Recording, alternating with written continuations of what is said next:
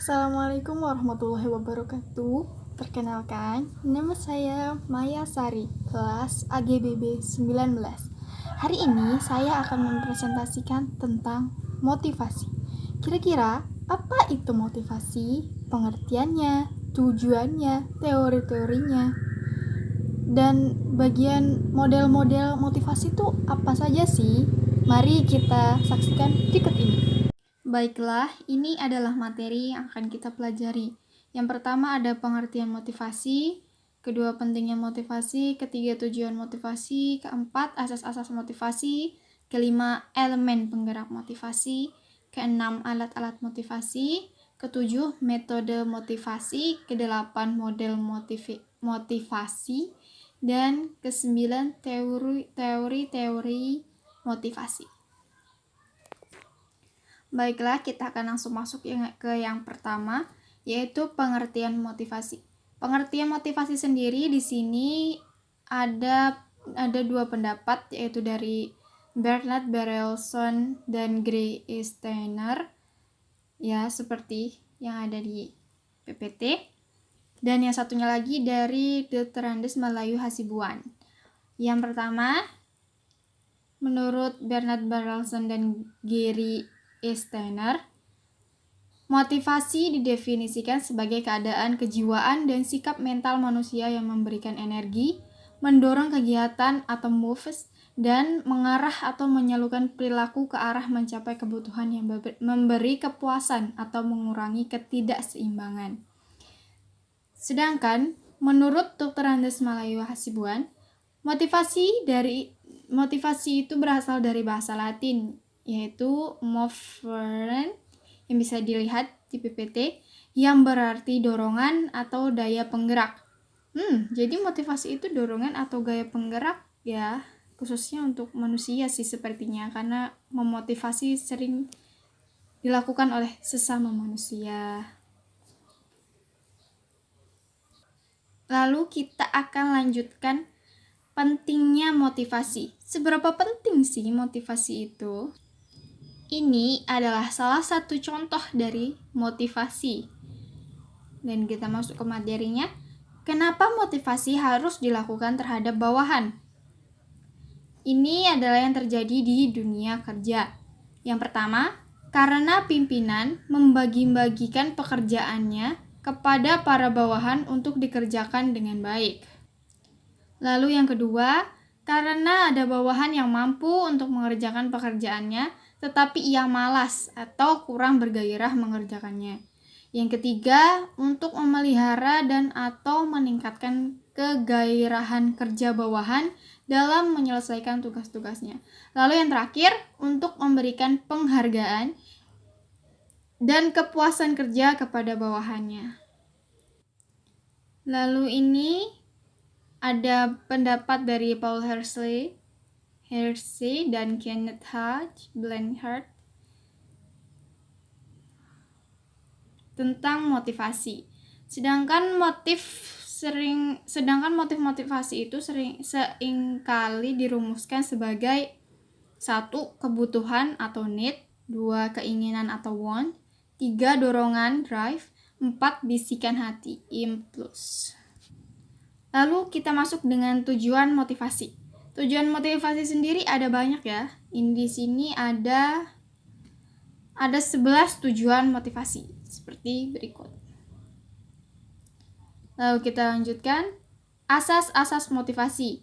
Asas motivasi diantaranya 1. Asas mengikut sertakan, 2. Asas komunikasi, 3. Asas pengakuan, 4. Asas wewenang, 5. Asas adil dan layak. Dan yang terakhir, asas perhatian atau asas perhatian timbal balik. Lalu kita masuk ke materi selanjutnya, yaitu elemen penggerak motivasi. Motivasi seseorang akan ditentukan oleh stimulusnya. Stimulus merupakan penggerak motivasi seseorang sehingga menimbulkan pengaruh perilaku orang yang bersangkutan. Di sini ada elemen penggerak motivasi, yaitu 1. Kinerja, achievement, 2. Penghargaan, recognition, 3. Tantangan, challenge. 4. Tanggung jawab, responsibility. 5. Pengembangan, development. 6. Keterlibatan, involvement. 7. Kesempatan atau opportunity. Lalu kita masuk ke materi berikutnya, yaitu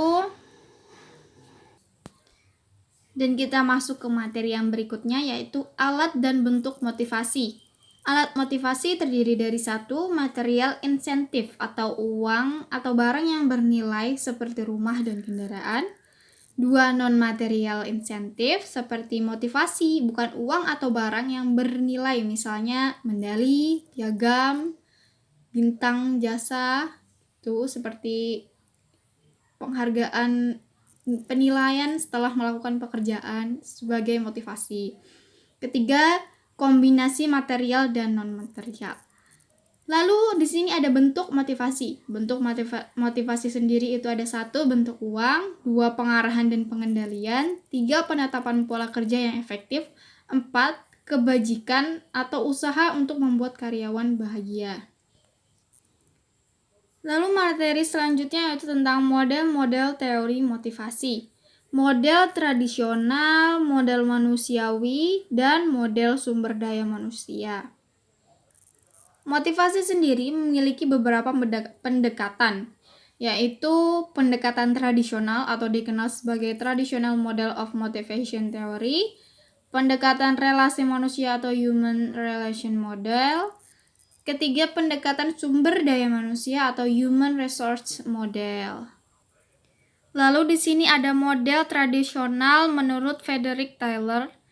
Model ini mengisyaratkan bahwa manajer menentukan bagaimana pekerjaan-pekerjaan harus dilakukan dan digunakan sistem pengupahan insentif untuk memotivasi para pekerja lebih banyak berproduksi, lebih banyak menerima penghasilan. Pandangan tradisional menganggap bahwa pekerja pada dasarnya malas dan hanya dapat dimotivasi dengan penghargaan berupa uang. Jadi di era sekarang ini banyak yang pekerja-pekerja itu tuh kayak seperti yang kita lihat di berita-berita kan.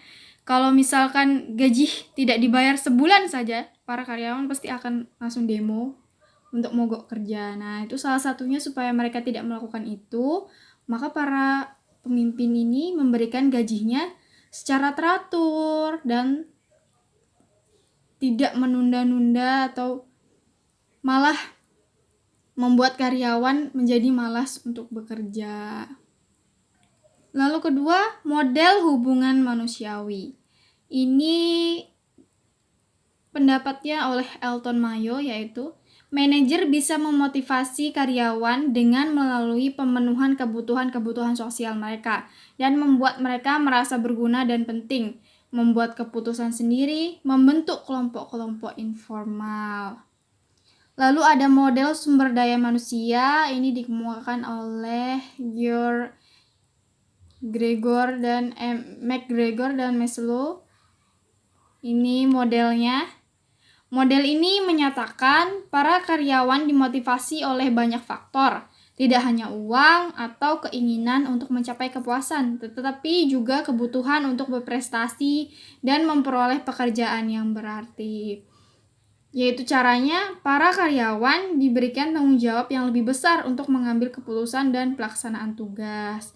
Jadi di model ini, karyawan itu tidak hanya dimotivasi dengan uang atau gaji saja, tapi juga dengan tanggung jawab yang lebih besar supaya mereka lebih termotivasi lagi untuk bekerja lebih giat, lebih bagus lagi, begitu. Lalu kita masuk ke materi berikutnya, yaitu tentang teori-teori motivasi. 1. Ada teori petunjuk, 2. Teori kebutuhan atau teori isi atau teori kepuasan. 3. Teori proses. Teori kepuasan itu sendiri dibedakan lagi menjadi beberapa, yaitu teori motivasi klasik, teori Maslow, teori Frederick Herzberg, teori 2 faktor itu, lalu teori McGregor atau teori X dan Y, teori McSlanlet, teori motivasi Claude Gerjo. Ya, seperti itulah. Lalu ada teori motivasi proses, yaitu 1 teori harapan, 2 teori keadilan, dan 3 teori pengukuhan. Dan yang terakhir teori harapan.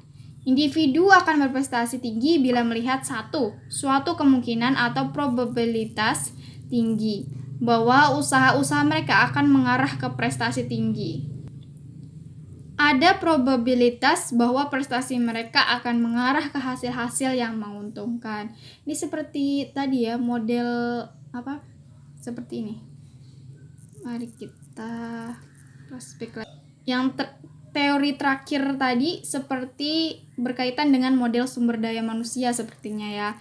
Karena sedikit mirip ya, tidak memotivasi karyawan dengan gaji atau uang harta benda saja, tapi juga dengan tanggung jawab yang bisa membuat kinerja mereka lebih baik lagi. Oke.